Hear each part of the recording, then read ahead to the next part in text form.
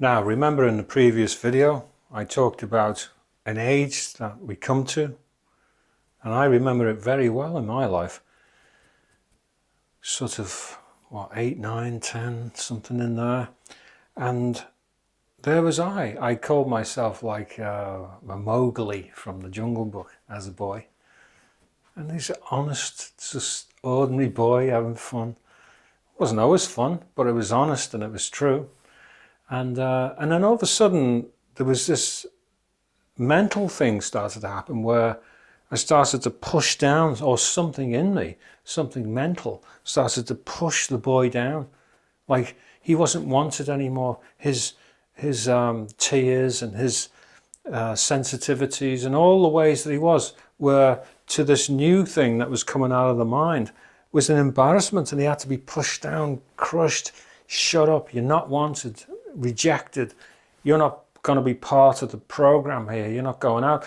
And like I said, it was like having a big brother who hated me and just wanted me completely out of the way, never to be heard and seen of again. And that's, I can remember that when it was kind of raw, when I was quite young. But as time went on, I started to forget this boy. You start to forget who you are. But the interesting thing that happens at that point in your life is, fair enough, this part of the mind that pushes the boy away, that happens. I saw it everywhere around me. But the thing is, who do you then become? I was only very young, not much experience in life at all, not very wise, made bad choices, and was influenced by things around me, family, friends, the street where I lived, the city where I came from. And now I started to cobble together a personality that I thought was probably more suited. That's something that I wanted. And it was to do with like modern fashion, to do with latest music, to do with what people were wearing around me. I mean, all of this was so unimportant. It was ridiculous. And a certain way that you talk and a certain attitude that you had.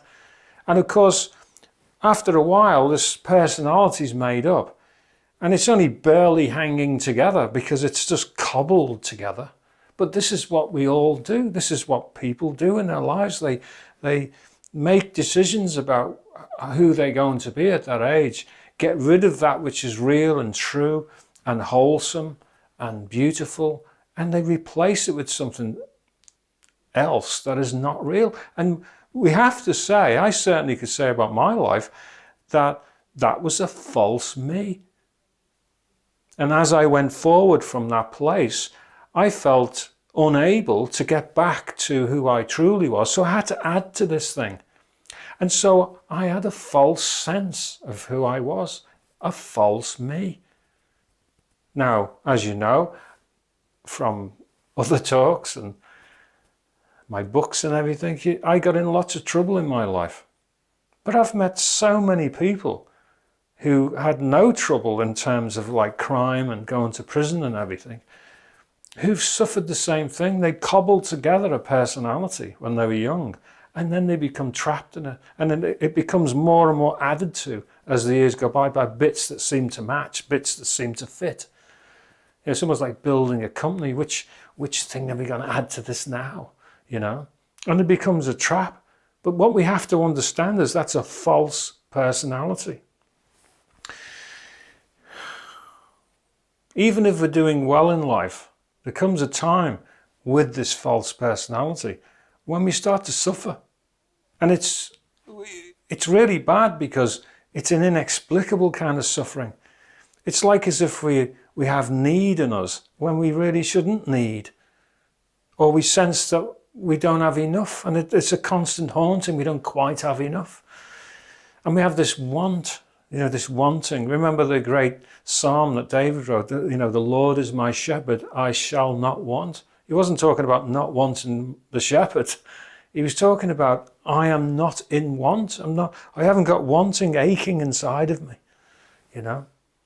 Some people become like a malcontent. It doesn't seem to matter you know, they get promotion and you get this and you get that and you're doing well. There's a sort of malcontent there all the time. And you can start looking around, fishing around, thinking, why is this? You feel unfulfilled. I did a talk not long ago about missing the mark, you know, which isn't a crime, is it? It's just that you're not really reflecting in your life who you really are. But then you find what you're really up against is the personality that you've created, because now you're stuck in the false self.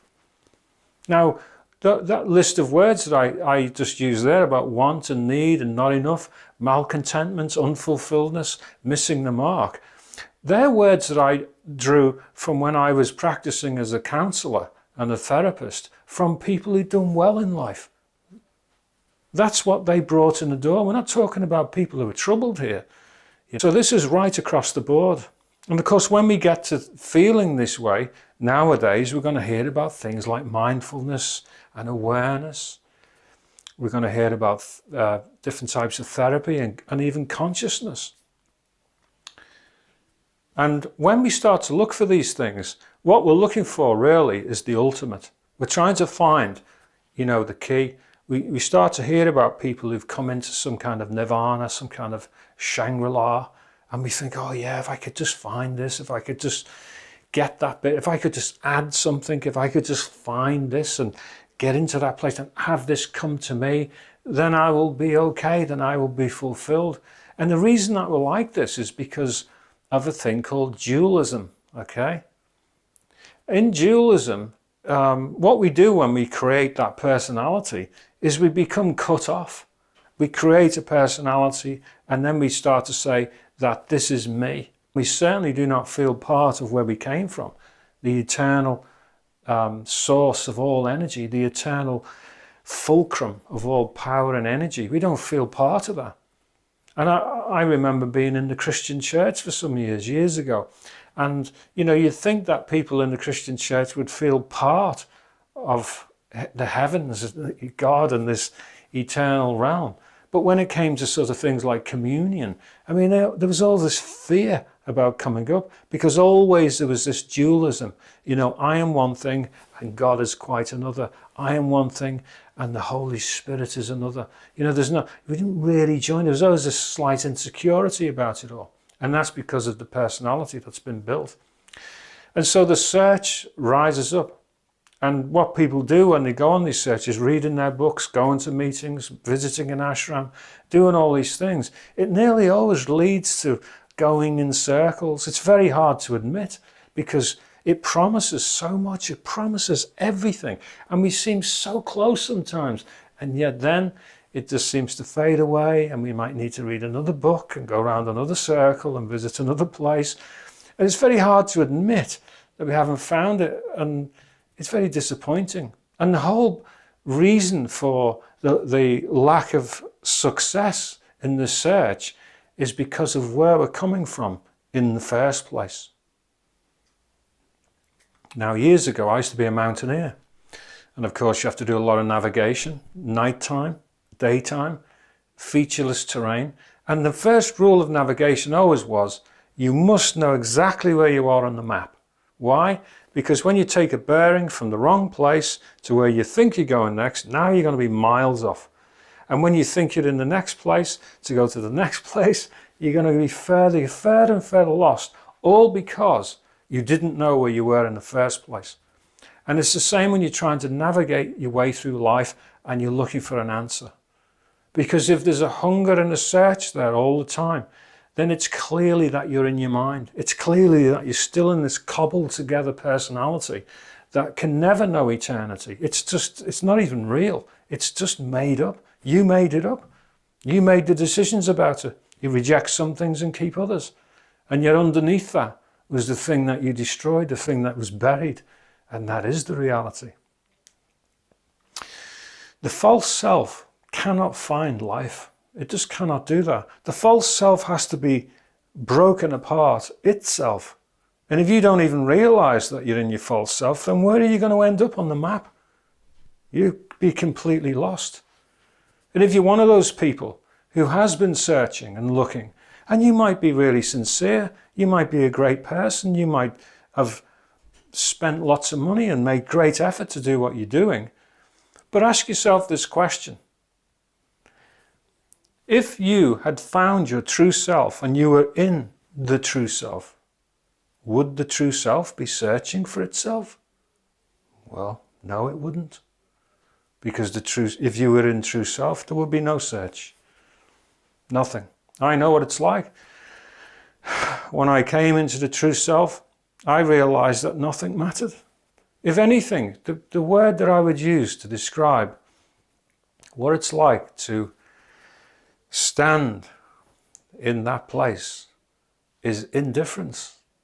It's just indifferent to so many things. It's unbelievable. And nothing really matters. Then you realize that you already are. You always were the one that you've been looking for.